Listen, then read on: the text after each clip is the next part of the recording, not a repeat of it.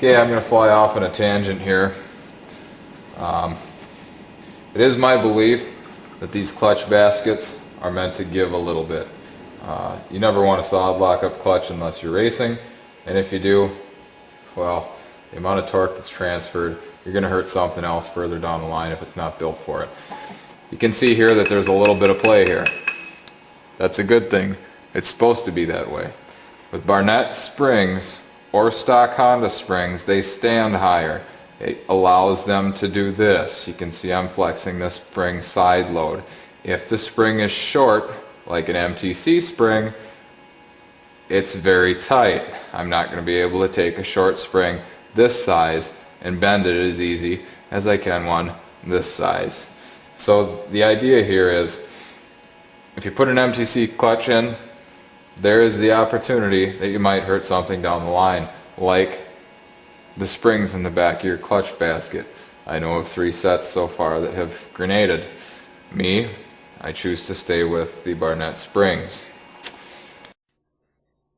Something else that is important is the location of the springs. Once you get done tightening the bolts up, push the springs in center.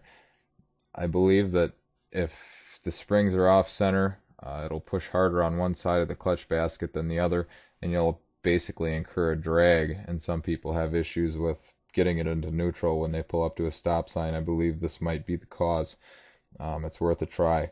You can see in the next picture the springs are all different directions. Centrifugal force will not drive the springs because it is not only dependent on RPM, but it's also dependent on weight, and those springs don't weigh very much. If they weighed 5 pounds, centrifugal force would be a big issue. It's worth a try. Another thing is spring heights. I recommend changing your springs every clutch change. These are Barnett's, and you can see this is just over a year that the height has changed. New springs versus old springs.